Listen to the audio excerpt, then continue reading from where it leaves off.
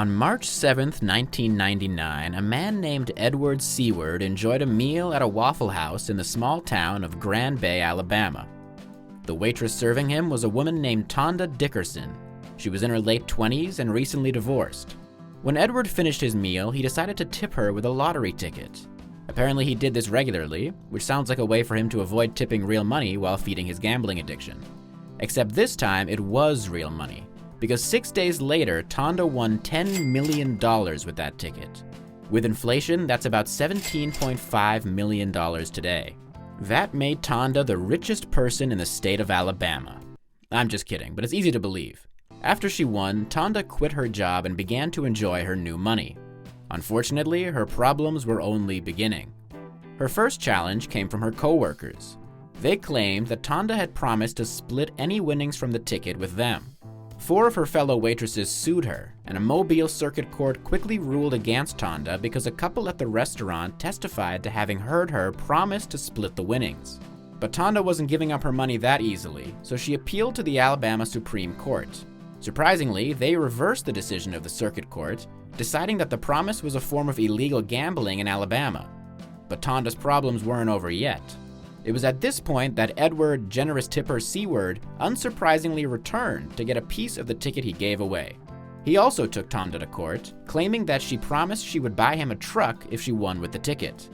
I have no idea why he thought this would work after the result of the last court case, but the man was desperate for a new Tacoma.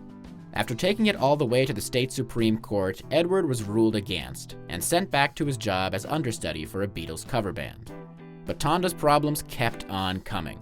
After fending off 2 lawsuits, Tonda was confronted by her ex-husband, Stacy Martin.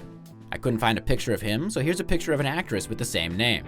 But Stacy knew better than to sue his ex-wife, instead choosing to kidnap her at gunpoint. He forced Tonda into her truck, which Edward would tell you is actually his truck, and made her drive to an isolated boat ramp where he promised to kill her. Before he could do that, Tonda grabbed Stacy's gun and shot him in the chest. Stacy survived the shot and was rushed to the hospital. In perhaps the most surprising part of this whole story, Stacy faced 0 charges after kidnapping his ex-wife at gunpoint. I guess the authorities of Alabama thought him getting shot was some kind of Babylonian justice and they could call it even. After all this, Tonda's problems were still not over. She had one final boss to face, the most vicious one of all, the IRS. Because Tonda had put the money in an account to be shared by her and her family members, the IRS believed it was subject to a gift tax of $771,000.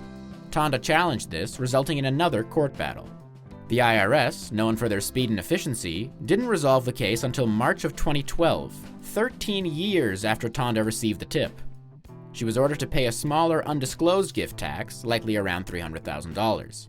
That, plus years of legal fees for all these court cases, meant that Tonda ultimately lost a considerable portion of her winnings.